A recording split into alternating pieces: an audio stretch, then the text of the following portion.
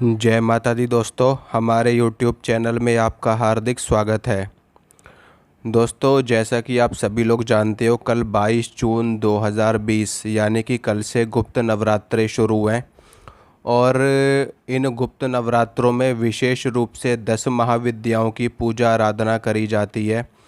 इसलिए मैं आपको आज माता महाकाली की कृपा प्राप्ति की एक छोटी सी साधना बताना चाहता हूँ। वैसे अगर पूरी साधना करी जाए तो पूरी साधना के लिए तो पूरा का पूरा अनुष्ठान ही होता है, लेकिन मैं यहाँ पे आपको छोटी सी माता काली की कृपा प्राप्ति की साधना बता रहा हूँ। और मैं इसी तरह से आपको 9 दिनों तक पूरी 10 महाविद्याओं की छोटी सी कृपा प्राप्ति की साधना बताऊँगा। तो बात करते हैं माता काली की। देखिए दोस्तों, माता काली के बारे में कुछ भी कहना सूर्य को दीपक दिखाने के समान है। माता काली अपने आप में महासागर के समान है और उनके विषय में कोई कितना भी कह ले तो वो सिर्फ जल की एक बूंद के बराबर ही है। वो जगत जननी है, इस ब्रह्मांड की स्वामिनी है। उनके बारे में मैं तो क्या, कोई भी सिद्ध महापुरुष भी कितना भी कह ले वो भी कम ही है। क्योंकि हमें कितना भी ज्ञान हो जाए, लेकिन ज्ञान की कमी हमेशा बनी ही रहती है। तो जो कुछ भी देवी की कृपा से, माता की कृपा से मुझे पता है, जितनी मेरी समझ है वो मैं आपको बता रहा हूँ, जानकारी दे रहा हूँ। और आगे चलते हैं, बताता हूँ आपको माता काली की कृपा प्राप्ति की साधना कैसे करनी है। देखिए दोस्तों, माता काली 10 महाविद्याओं में प्रथम महाविद्या है।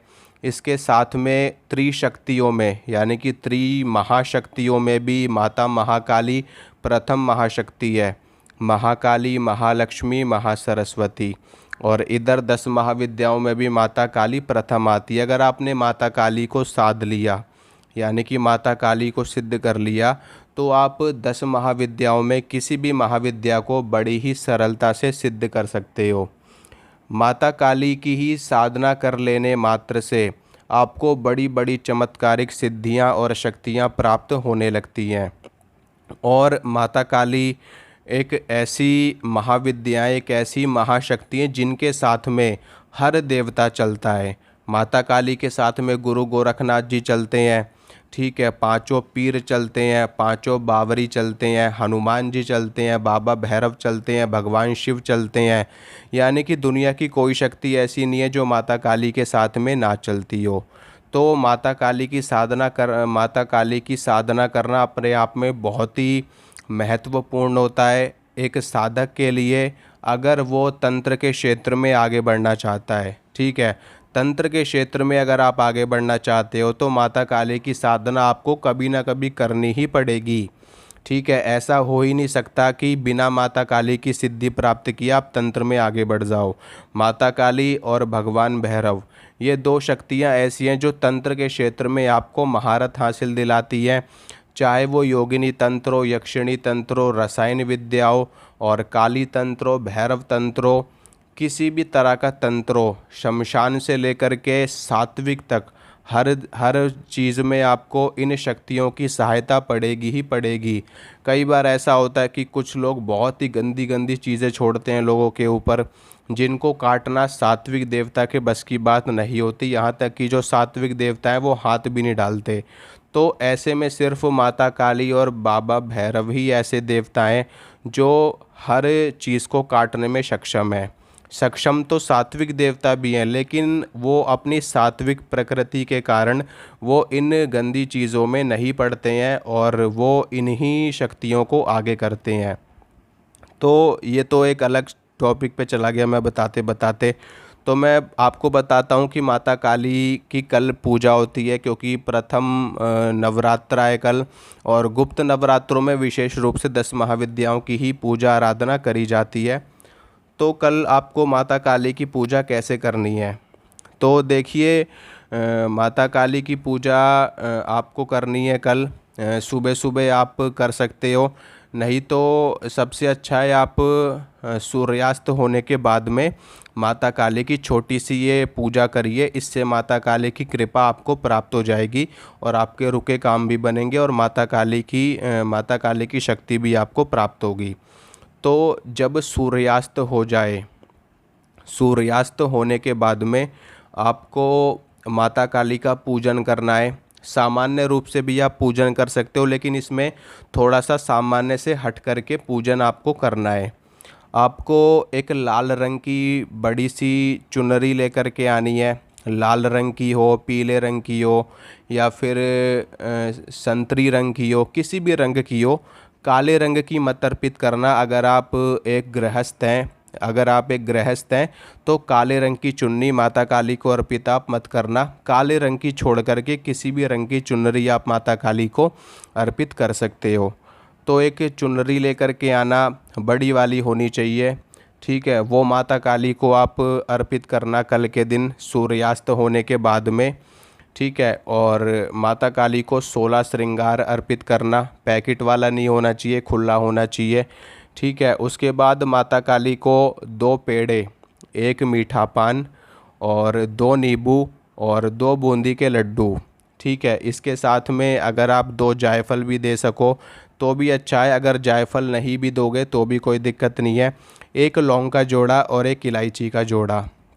दोबारा से सुन लीजिए, 2 पेड़े, 1 मीठा पान, 2 बूंदी के लड्डू, ठीक है, और 1 लौंग का जोड़ा और 1 इलायची का जोड़ा। ये चीज़ें, ये भोग है माता काली का जो आपको अर्पित करना है कल के दिन।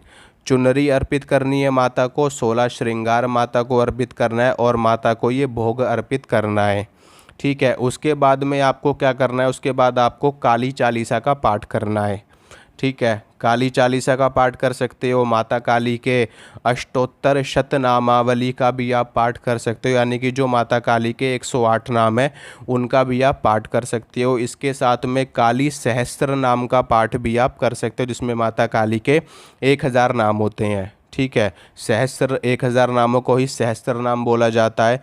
इसके साथ में आप माता काली का कोई भी स्तोत्र हो आपके पास में, आप उसका भी पाठ कर सकते हो। काली कवच का पाठ आप कर सकते हो, यानी कि जो भी आपके पास अवेलेबल हो उस टाइम पे आप वो पाठ करो। उसके बाद में आपको कुछ नहीं करना, रुद्राक्ष की माला अपनी उठानी है।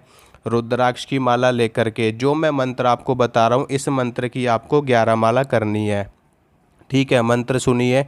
मंत्र है ओम क्रीं कालिकाय नमः, ओम क्रीं कालिकाय नमः, ओम क्रीं कालिकाय नमः। ये माता काली का मंत्र है, ठीक है। इसके साथ में एक मंत्र और है माता काली का, आप उसका भी पाठ कर सकते हो, ठीक है। ये दक्षिण काली का मंत्र है। मंत्र सुनिए। ओम क्रीं क्रीं क्रीं ह्रीं ह्रीं हुरुं हुरुं दक्षिणे कालिके क्रीं क्रीं क्रीं ह्रीं ह्रीं हुरुं हुरुं स्वाहा, ठीक है। ये दक्षिण काली का मंत्र है। ये सारे मंत्र मैं स्क्रीन पे लिख दूंगा, तो वहाँ से आप लोग देख लेना, आपको दिक्कत नहीं होगी देखने में। और एक तीसरा मंत्र है, ये है शाबर मंत्र, ठीक है। मंत्र सुनिए। ओम क्रीं कालिका 16 वर्षीय जवान, हाथ में खड़ग खप्पर तीर कमान, गले नरमुंड माला रहे शमशान, आओ आओ माँ काली के मेरा कहना मान, नहीं आए काली का तो काल भैरव की दुहाई, ठीक है।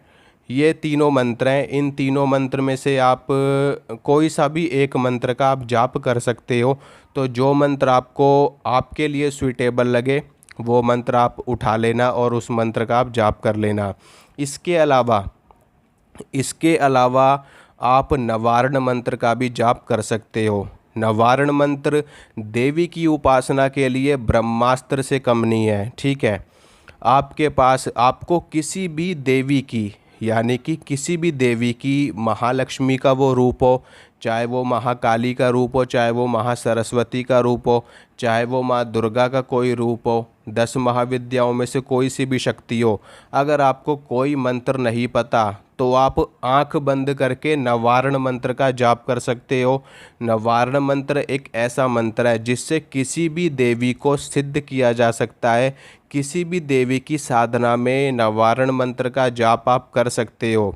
भले से आप माँ तारा की पूजा करो, भले से आप माता कमला की पूजा करो, भले से आप माता त्रिपुर भैरवी की पूजा करो, भले से आप माँ दुर्गा की पूजा करो, भले से आप माँ चामुंडा की पूजा करो, लेकिन पूजा करने के बाद आप नवारण मंत्र का जाप अगर आप करोगे तो आपको उसी देवी की कृपा प्राप्त होगी जिस देवी की आप साधना कर रहे हो, ठीक है, उस टाइम पर। तो ये है नवारण मंत्र की शक्ति, ये अपने आप में बहुत ही अद्भुत मंत्र है।